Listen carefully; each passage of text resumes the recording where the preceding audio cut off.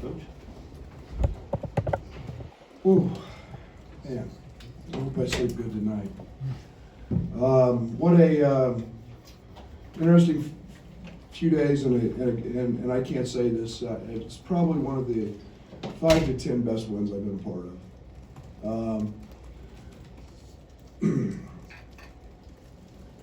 The trials and tribulations and unknown and all of that, and I'm not trying to make any excuse or anything, but Joey Biggs asked me before the game who I was starting at the 44-minute mark. I said, I don't know yet. And that's a really bad feeling as a ball coach. And so this group took a huge step tonight in being connected, in being together. I had not seen Jacob Grandison since we got home from Kansas City. He has been in bed. I have not seen him until he walked in today for shoot around. Trent Frazier has not practiced, had no idea that he was going to play. Fletch does a deal called with force plates that he's got thousands and thousands of points of data that he jumps on, and those tell you where your strength's at, where your energy's at, and those numbers were good, so they determined he could play. Benjamin Verdonk was sick. Paul Schmidt walked in today and told me that Austin was out, throwing up, and was out. So I said, I'm going to start RJ Melendez in shoot around today. He rolls an ankle, and literally at the time, I think he thought he might have to have it amputated. After 30 minutes of, thinking that, he was he was fine. But I went into this thing thinking Coleman might have to play major minutes. Obviously, that went south in a couple minutes. DeMonte Williams, I couldn't start the second half because he was in the toilet throwing up. And he played the entire night today. The entire night. And I cannot say enough about DeMonte Williams. He is the adhesive that has been holding us together. He has played every position. He has been in every practice. He is tougher than hell. And has done anything that it takes for us to win. He's not going to let anything like a little flu bug stop him. And but that stuff becomes contagious. And then to play Trent 31 or 32 minutes, I didn't really plan on that. So we can sit here and talk about Plummer and Kofi. We beat a veteran, very good Notre Dame team today with a lot of adversity, and I hope this becomes something that we can really wrap our arms around and build. Tomorrow's an off day, which we need, and hopefully we can get healthy as we enter Big Ten play on Friday. Joey? Brad, with Trent, he's got the shoulder thing going on, and the knee, at least he's battling multiple ailments or soreness. What's that say about him to go out there and play? And did he kind of add to that? You called him soft and chest caved in yesterday. Is he somebody who could flip that? Well, I'm never going to call Trent Frazier soft. Trent's a dog. Trent's man. That you talk about the ultimate competitor, and he hates missing practice. He hates anything that he can't compete to win at, and he literally walked in the coach's locker room and said, "Coach, I'm good for 35 tonight if you need me." And man, don't you love that as a coach? That makes your heart feel pretty good when you know you've got a guy like that ready to line it up and go, because that was his mindset. Coach, still playing without your starting point guard, but you did have as a team, they had 19 assists on 28 made baskets. How big of a step was that, offensively from the execution standpoint? Once we get out of the first 4 minutes, it was great. I think we had 5 turnovers the first 4 minutes. And a couple of those were, illegal screens and a charge. But that's a huge step. And we've got to get we've got one of those dominant players in college basketball in Kofi, and we've got to give him opportunities to get balls on the rim. And when we do that, we're going to give ourselves a chance a lot of nights because he's a high percentage guy. So again, when you don't turn it over, that's growth. Matt? Brad, Kofi's first 4 games, his minutes have been 27, 32, 38, and 32. I know you say he's been on the treadmill, but what does that kind of say about him that he's been able to instantly come in and play that kind of load like you, I'm sure, hoped for, but the treadmill's a lot different than game conditioning. Yeah, there's no doubt about that. And I think he was tired tonight. And Kofi didn't feel great either. He was another one that was set down but at halftime and had to kind of gather himself. He's really stopped up and felt great. But again, I think the one thing we've got to keep pushing him to is playing through that. I thought late he took a couple hard shots because they were easy. And again, I'm never going to not push Kofi, so I'm not going to tell him he was great and you're in great shape and this and that. So I'm going to keep pushing those buttons. But he's doing a lot, and I thought anytime Kofi doesn't have 10 rebounds, I'm going to tell him his motor's not good enough. So, Chairman. Mike Gray came in here, Brad, and just kind of was in awe of Kofi, but he also talked about how, open everything up for your shooters. Was this kind of offensively a night of what you guys are capable of once everyone starts to get on the court? yeah, I've said I love this team and what this team can be. All this is a hiccup. This is one of those adversity speed bumps that grow you up. And is that the right way? They make you grow up. And it's the end game. I love this team. And opportunities provided. RJ stepped up and makes 2. Luke Goody's proved it tonight again. And, Jacob Grandison could shoot it. Everybody forgets DeMonte was the second leading three-point shooter in the country last year.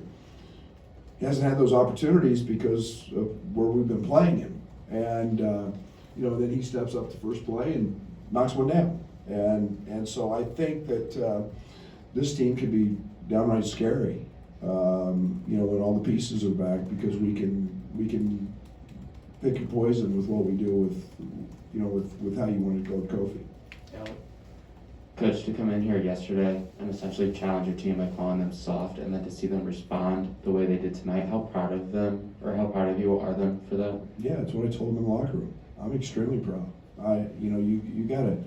It's not easy. It's not easy to fight maybe a lack of confidence, fight maybe unknown. You're playing a high major, very good team, national television.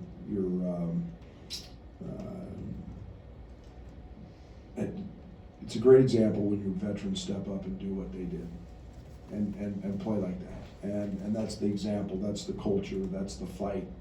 That it's got to be every single night. Scott? Kofi talked about just the composure down the stretch.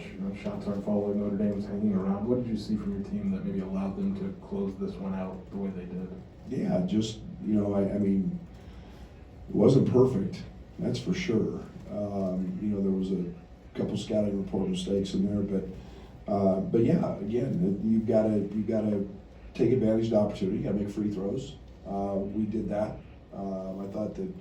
I was concerned the first half because our free throw attempts were nil. And then to get to the line and make it down the stretch, that's what good teams have to do. And we got the ball to the spots we wanted to get it to and who we wanted to get it to. Trent, had a late travel and a little play we ran, but beyond that, I thought we got the ball where we needed to. Rob? In past years, we've had media availabilities at Ubben on the same day that the team got its flu shot. So we know that they get a flu shot every year. When did they have their flu shots this year? September? Yeah. September maybe? It was like early September, mid early September.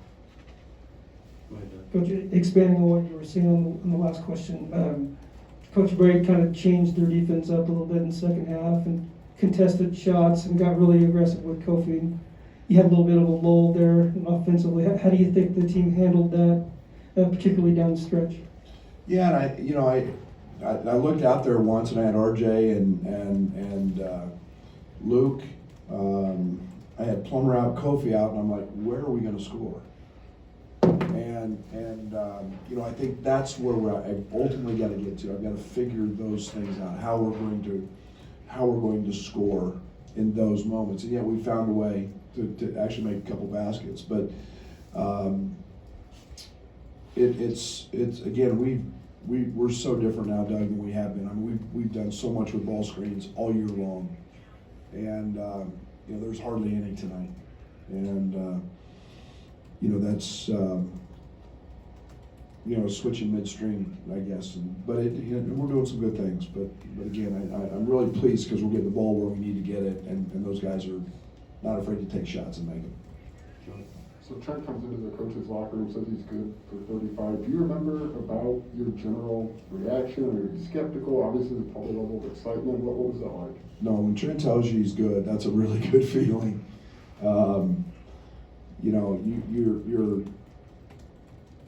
When Trent hurt his shoulder, he fought the doctors to play. I mean, he said, you're not sitting me out, I'm playing.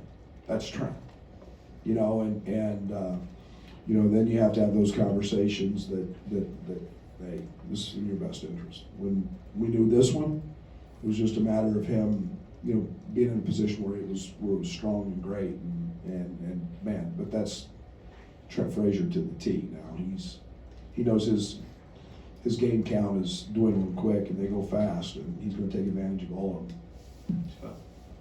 He said yesterday, Trent, on Saturday, was going about half mile an hour on the bike. Just between then and him coming into the office and saying, I'm good to go, what type of treatment was he getting? Just what got him to that place?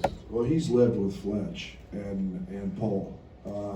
It's not just been, go stick your bag ice on your knee, and it's been. I know Fletch left today. There's been a ton of massage, getting the swelling out. There's been a lot of recovery and therapy. He's done a bunch of bike work. He's done some work, on what's called an Alter G, is kind of a gravity treadmill that takes some of your body weight off. It's just been a process to see then how it reacts to all of that, and does it swell back up. So, and then, once that does, how much strength does he lose? Because we're never going to put him out there if he's not capable of being close to 100%. Along those lines, Brad, is there any update on Andre, what he's going through right now? No, nothing. Everything is he's continuing to work through his situation, and it progresses day by day. So I don't have a timetable. I don't know. Tomorrow will be another day and another opportunity for him to get better. And he was in concussion protocol. Is he back in that? Is this roughly the same thing? Okay. No. Scott? I mean, you don't play again until Friday. I mean, just how do you plan to maybe treat the rest of this week with maybe some guys getting, not over the flu bug, maybe dealing with it like Monte? Just what's maybe the plan this week? Yeah, I mean, we'll fall into our normal 2-day prep. Tomorrow will be off, which we need. We haven't had one in quite some time. So, I hope it's a day that gives them a day to, really sleep in, really get on their academic stuff, handle that, and then literally just rest. And mentally as much as physically, along with, their treatments. And guys get dings and bruises, and there's a lot of physical and mental therapy that goes on in that training room. So, we'll see them all tomorrow. They'll all be over, unless they are sick in bed. And we just, we'll get them to the docks and get them treated. Anything else for Coach? All right. Thank you.